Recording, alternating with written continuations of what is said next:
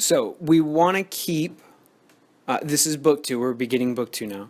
We want to keep the ethical and moral dimension of Augustine in mind at all times. So book 2 starts off, in case we forgot, with this big question.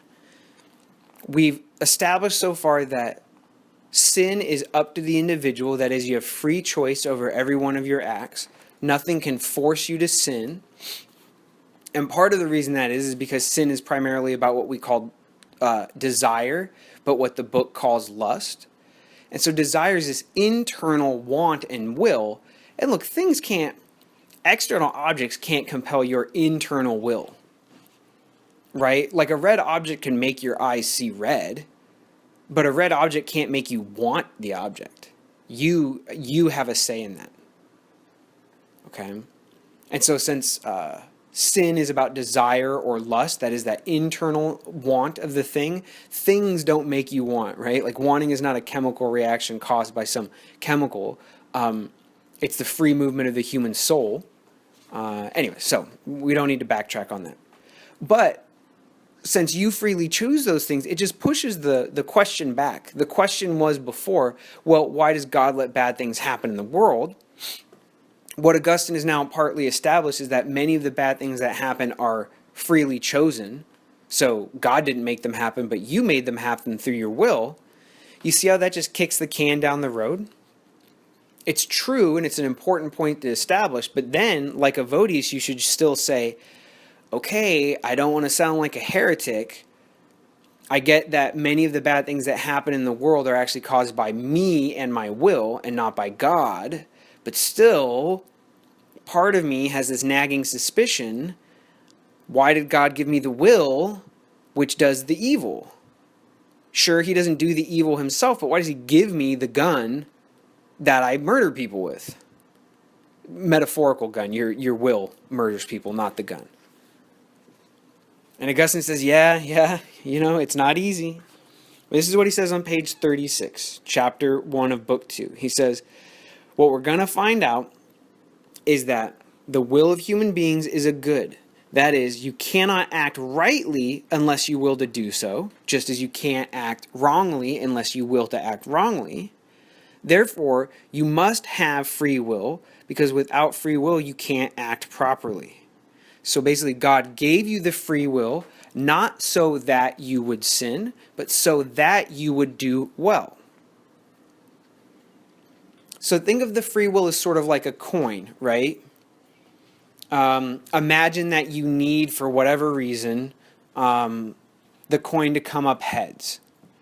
I don't know why you would need that, but let's just say you need the coin to come up heads, and that's good. Well, God gives you this coin so that it can come up heads. Now, if you keep making it come up tails, one, that's not God's intent. Okay, God's intent was for to use it well and to use it for good. Second point is that the kind of thing which a will is, choosing to do something or choosing not to do something, is like the same kind of thing that a coin is. For there to be a coin at all, there has to be one side and then the opposite side. Just like for you to have a choice, you need to be able to choose to cross the street, or you need to be able to choose to do the opposite, not cross the street. Okay, so for you to do well at all, God had to give you the will. Because you don't earn praise for things that happen as animal instinct or reflex. As he says near the bottom of 36, he says, if people did not have the free choice of will, there could not exist that good according to which we reward those who act rightly. Right? Okay? You only properly reward someone when they freely choose to do something good. Right? You don't reward them when they accidentally or by instinct did something good. So God gave you the will so that he could reward you, which is good and nice of him, so that you could do good things. So there was this first point about God's intention was good. That's why he gave you the will. A second point is that when it's used badly, it's you making it be bad, not God. God is certainly not forcing your will to be sinful. So that's a second point. Okay. Third point is just the kind of thing which a will is, a free choice is it's always a choice to do versus a choice not to do. You understand there's no such thing as a choice that's one-sided. There always has to be two sides. You either do or you don't do. You want or you don't want. Okay?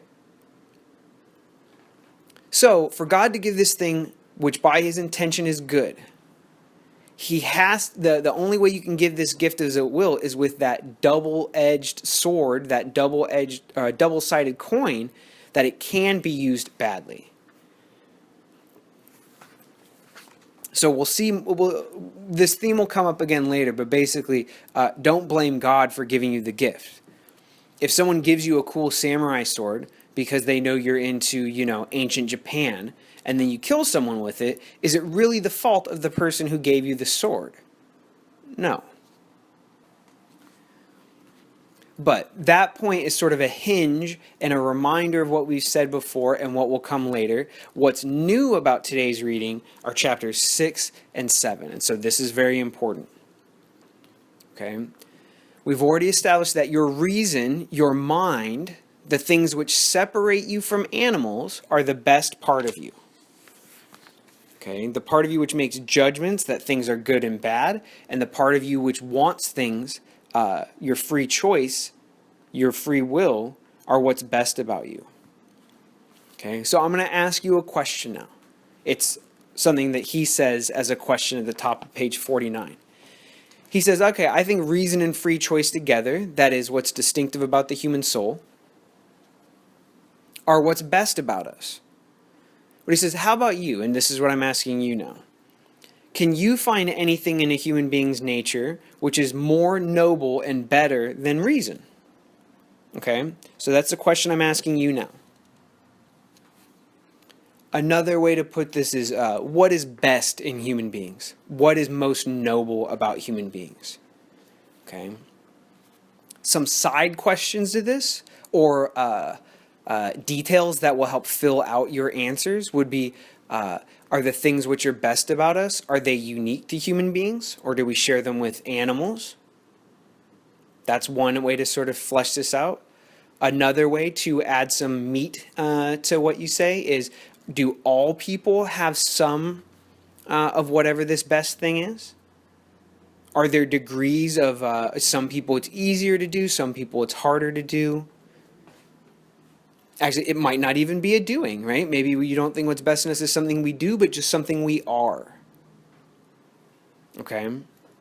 So once more, I want you to say what you think is best in human beings, but, try to expand it. We don't just want a single word answer.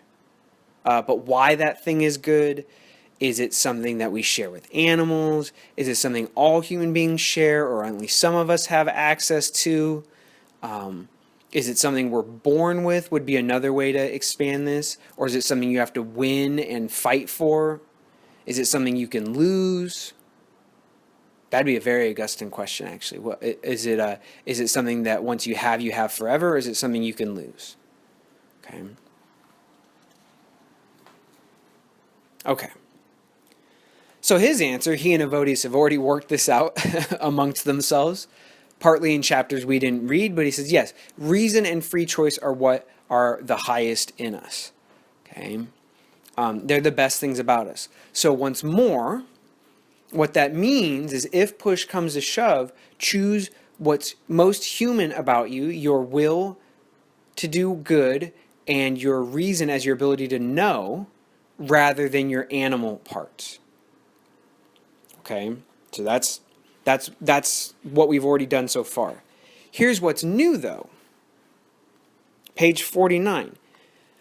Augustine says, he says, how about if we, this is the top of 49, he says, what if we can find something even more excellent than our reason? So reason and free choice are what's most excellent in us, but what if we can find something that's even better than our own individual reason? Wouldn't you say whatever that better thing is, that it'd be God?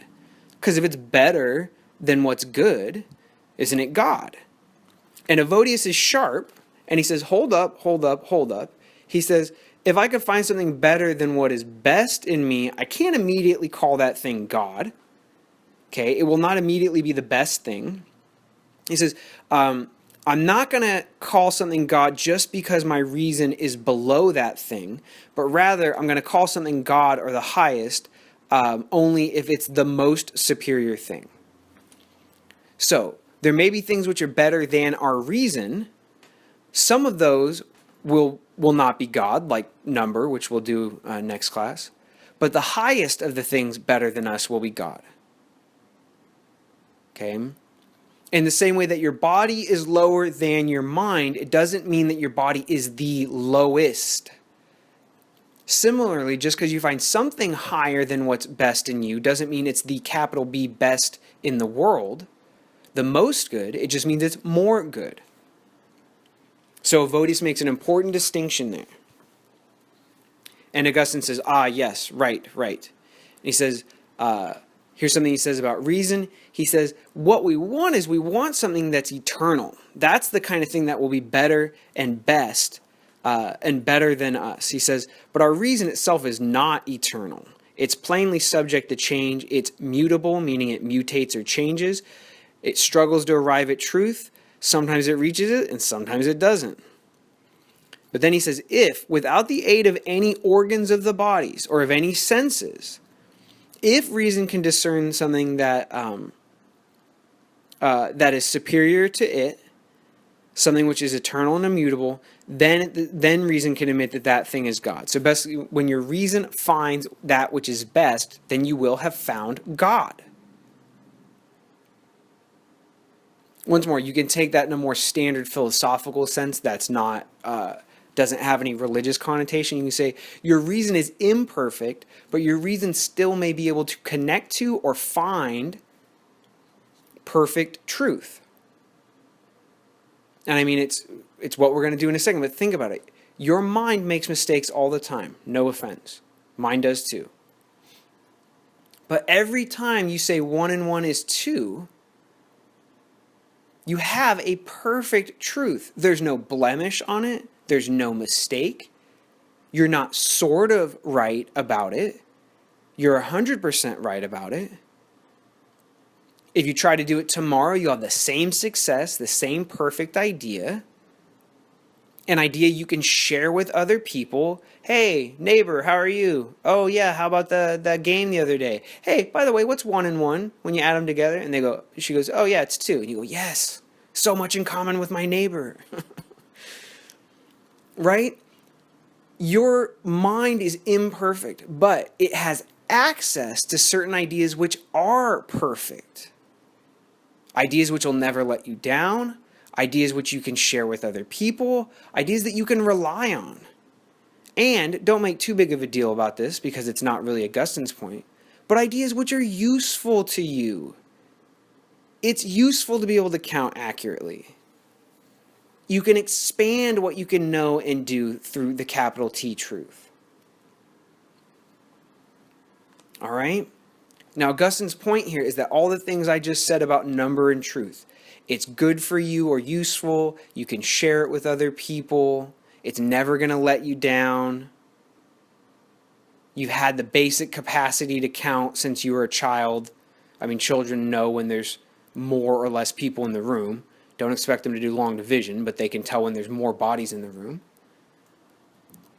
All that can be said of God as well.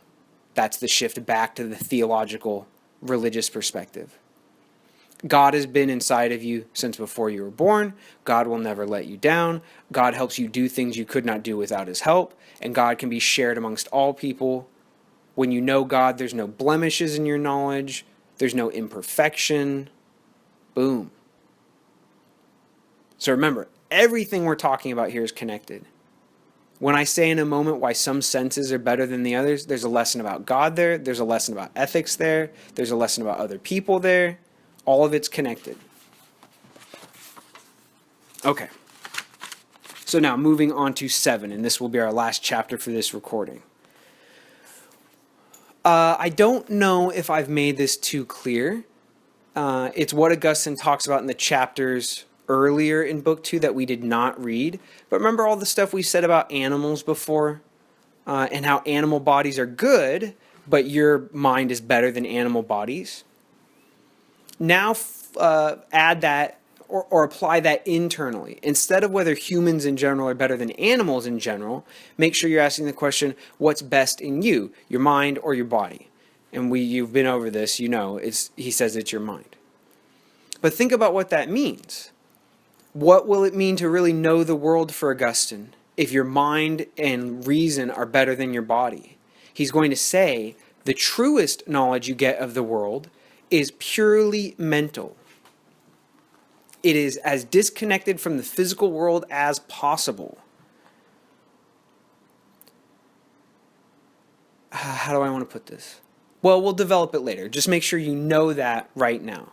Augustine thinks that the truest knowledge you get is what most people look down their noses at and call abstract. Right? They say, well, it's too general. Oh, that's theory, that's philosophy. It's too abstract. And what he says is, yeah, you want to look around the world and see what's around you. But the truest, most perfect knowledge is things like adding 1 and 1 are 2. And you don't get that from looking out in the world. So, your body in general, but the specific point here, write this down if you haven't yet, is that part of your body are your sense organs through which you do get information about the world. But the truest and best information you can get will not be through your eyeballs, your nose, your ears, your hands, or your tongue. It will be through your pure mind itself. So what Augustine's going to do here, I quite like this section, I think it's interesting, is he's going to rank your senses. The whole book is about order. It's about which things are higher up, which things contain more reality, which things are smaller, lower, contain less reality. And this is what Augustine basically says. He says, taste and smell are the lowest of your senses. They are the senses that in order to know anything, have to destroy the object which is known. If you want to know the pizza, and don't we all want to know the pizza? You want to know what the pizza tastes like? You have to eat it. Now that's fine, but what happens to the poor pizza, the object known, when you know it through taste? You literally crush it. You get spit all over it. That's sort of gross. And then it disappears from the world so other people can't know it and taste it. Trust me, once a slice of pizza goes in your mouth, I am not trying to know and eat that pizza. So you do get knowledge of the world through taste and through smell, but it's always at the expense of someone else. You have to take a piece of pizza away if you want to know it and taste it. You have to take it away from someone else. But sight and hearing, they're the highest of the senses. I think it's funny to rank the senses, but I think he's also right in what he says here. Sight and hearing give you better knowledge of the world. And really, how do you get most of your information? You listen to other people like you're doing now. You read a book like you did just before you listen to this, and you look at the world. You don't get most of your knowledge by tasting things. Okay? So again, I think it's hilarious to talk about which senses are better and worse. Never really crossed my mind until I read Augustine. And yet there's a very serious philosophical point here as well. And he's totally right about it. You get more knowledge through hearing and sight than you do through taste and smell. And why is that? Because taste and smell have to consume and destroy the object. You have to take parts of them, this is page 51, away from other people so that they can't sense them. Page 52, he says, the palate, the mouth, claims a piece of the object irrevocably, that means forever. So the mouth claims something forever as its own and forces the object to conform to the nature of your own body. So literally when you taste something, you're mixing your saliva with the object. You're mixing chemicals in your mouth with the chemicals of the pizza that give rise to a taste. This is why different things taste good and bad to different people, because it's partly your own body that you're sensing when you taste something. So of course it's less reliable information about the object because you're mixing your own body, which is not the object, in at the very moment you know the thing. So once more, Augustine's not saying he really likes to hear stuff and he really likes to see stuff. He's saying just what tasting is. This is not an opinion of his, it's what the mouth does as a sense organ of your body, is it destroys the thing that it's trying to know. It confuses you as you try to know because it sort of substitutes chemicals that are your own body, saliva, with chemicals that are the delicious pepperoni pizza.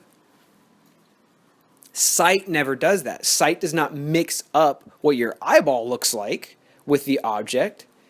Hearing does not really mix up, your own sounds or voice or something with the heard object. So you're more likely to get more reliable knowledge through those senses. Okay, so let me run this down again because there's a number of differences here that make sight and hearing the best senses and that make taste and smell the worst senses. Okay, one that I haven't mentioned so far is that in sight and sound, you get the whole object at once usually. Okay, that's page 51 going over to 52. With sight and sound, you usually get basically the whole object at once. In a literal blink of an eye, you can see the whole object. In the span of half a second, you can hear a whole word which has a whole meaning. When you want to taste the delicious pizza, you can't eat it all at once. You go piece by piece. Now, this might not seem to matter, but think about it. You start the first piece, the pizza's hot, right? By the time you get to the last piece, the pizza's not the pizza's not hot anymore, it's cold, right? So if you want to know the pizza, is the pizza truly hot or is the pizza truly cold? Knowledge which has to take pieces of things is going to get conflicting information because it doesn't judge the whole object boom at once, but it takes it in little pieces, some of which might have more pepperoni or less pepperoni, some of which might be hot and then later might be cold. Okay? But if I say, hey, look over yonder, there's my neighbor, and everyone in the class looks at my neighbor, boom, all of you see the neighbor at once. It's not like some of you then try to look at the neighbor a month later, but she's not there anymore, right? We all look at once, boom, we get the same idea. So that's one difference. And remember, all this is supposed to tell you something about God, how you're supposed to relate to other people, etc. It's about sensation, but it's also about other things. Okay, so that's one way in which sight and sound are superior sensations. That is, they give you more knowledge. Okay, is they get the whole object at once. A related point is that taste and smell, they have to break off little chunks of the object. You only smell, you only taste part of the pizza at once, and then you taste the rest of it later on. Okay, so here's a second kind of difference between them. When you and I look at my neighbor, we can both look at her and see her at the same time. But touch, which is the middle sense, it's sort of like taste, but it's sort of like sight. Okay? Touch, for instance, if you and I want to touch an object like a football, I can't touch the parts of the object that you're touching at the same time. You have to hold the football and then you give it to me and then I have to give it back, but we can never share it at the same time. But when we look at something, we look at a painting, we look at a neighbor, we can both see all of it at the exact same time. So basically what this means, ethical lesson coming up, is that there are certain things which we can share with others and we don't have to fight over them. Sight and sound are closer to the kinds of things that we can share without fighting over them. But pizza, man, you touch my slice of pizza, it's not like sight, where we can both look on it at the same time. But when you touch it, you're taking it away from me, basically. No sharing. Okay? Now here's the point. Everything is ordered in the universe for Augustine. It's not just general blocks like humans are better than animals, but some humans are better than other humans. They're called moral or ethical or good people. So your own body is not as good as your own mind. There's already an internal differentiation between better and worse within you. But just as there are ideas which are better to know, it's better to know about humans in general than it is to know about your own personal self. It's better to know about God or capital T truth than it is to know trivia, right? Like, whatever, trivia, okay? The same point is here. Better knowledge comes through sight and sound than through taste and smell, okay? And so, while there are better parts of your body, sight and sound, the best parts of your body, sight and sound, are never going to be as good as the worst mental parts of yourself. Now, I know a lot of you don't like the language of better and worse here, but think about it this way. When you add something up correctly, and that's a purely mental operation, when you get the answer, you get it capital P perfectly. What's 3 times 4? 12. Boom. Everybody knows it. Now, you're not like, I think it's close to 11 and a half, or I don't know, it was 12 yesterday, but maybe it's changed. No. It doesn't work like that. But even when we look at a painting, so this is bodily stuff, the best bodily stuff is looking. It's still going to be worse or less reliable than the worst simple multiplication, or simple addition, I guess, would be in the mental realm. That is less reliable. When you and I look at the painting, we're actually standing in slightly different places, right? So we don't see exactly the same thing, but when we do math and number, we have exactly the same answer, 12. I don't say 11.9, you say 12.25, right? Okay. Also, you can't actually see the whole object at once. You can't see the backside of the painting, which, although probably not very impressive, is part of the painting if you want to know it and experience it fully. So that's where we're going. Sight is better than taste, but all the things that sight can do that taste cannot, either literally or metaphorically, pure mind is going to be able to do those same kinds of things in a way that sight and sound can't. And we just keep going up the order, and then there's going to be things that you can't do that only God can do. There's going to be things which can do things that you can't do, like live forever. That's number. The number 3 is always the number 3 exactly, whereas you one day will not be exactly how you are now. You'll be worm food, right? That's where we're going.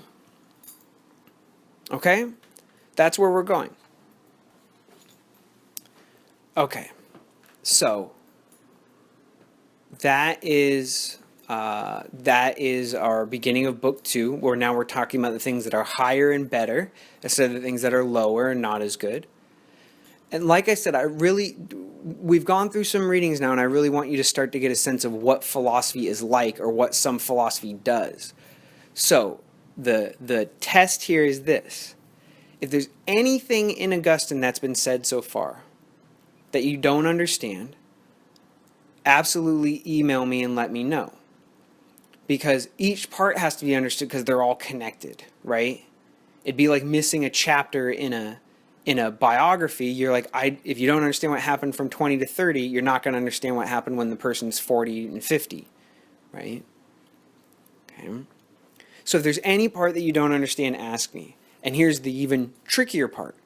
If there are any ideas that you don't see how they connect to other ideas, if it just seems like a standalone point, like if, say, something he said about touch, you're like, he said it, but it seems true, I guess, but I don't see how it connects to what he said about the other stuff, then let me know.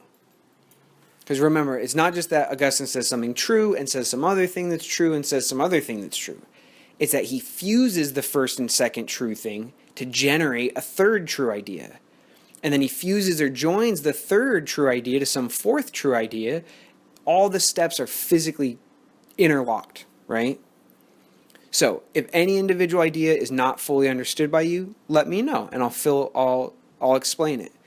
Second, tougher task, but just as important, is if you don't see how one idea connects to some other idea, let me know and I'll make that more clear too. Okay, thank you everyone.